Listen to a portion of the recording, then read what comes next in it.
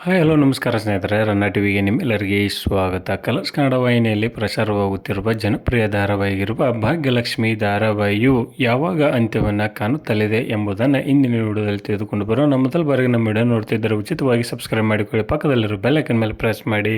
ನೀವು ಸಹಿತ ಕನ್ನಡದ ಧಾರಾವಾಹಿಗಳನ್ನು ಇಷ್ಟಪಡೋದಾದರೆ ಈ ವಿಡಿಯೋಕ್ಕೆ ತಪ್ಪದೇ ಬಂದು ಲೈಕ್ ಮಾಡಿ. ಕನ್ನಡ ಕಿರುತೆರೆಯಲ್ಲಿ ಪ್ರಸಾರವಾಗುತ್ತಿರುವ ಜನಪ್ರಿಯ ಧಾರಾವಾಹಿಗಳಲ್ಲಿ ಒಂದಾಗಿರುವ ಭಾಗ್ಯಲಕ್ಷ್ಮಿ ಧಾರಾವಾಹಿಯು ಇದೇ ವರ್ಷ ಅಂತ್ಯವನ್ನು ಕಾಣಲಿದೆ. ಈಗಾಗಲೇ ಕತೆಗೆ ವಿದಾಯವನ್ನು ಹೇಳಬೇಕಾಗಿತ್ತು, ಆದರೆ ಇನ್ನೂ ಒಳ್ಳೆಯ TRP ಬರುತ್ತಿರುವ ಕಾರಣಕ್ಕಾಗಿ ಇನ್ನೂ ಸ್ವಲ್ಪ ದಿನಗಳ ಕಾಲ ಭಾಗ್ಯಲಕ್ಷ್ಮಿ ಧಾರಾವಾಹಿಯು ಪ್ರಸಾರವಾಗಲಿದೆ.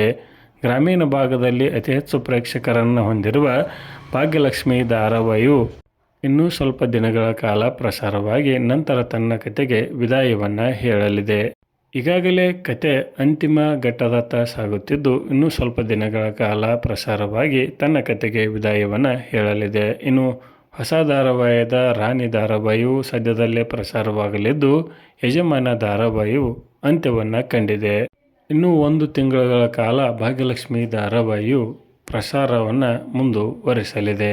ನಿಮ್ಮ ಪ್ರಕಾರ ಈ ಧಾರಾವಾಹಿಯು ಮುಂದುವರಿಯಬೇಕಾ ಅಥವಾ ಅಂತ್ಯವನ್ನು ಕಾಣಬೇಕಾ ಎಂಬುದನ್ನು ಕಮೆಂಟ್ ಬಾಕ್ಸಲ್ಲಿ ತಿಳಿಸಿ. ಧನ್ಯವಾದಗಳು, ನಮಸ್ಕಾರ.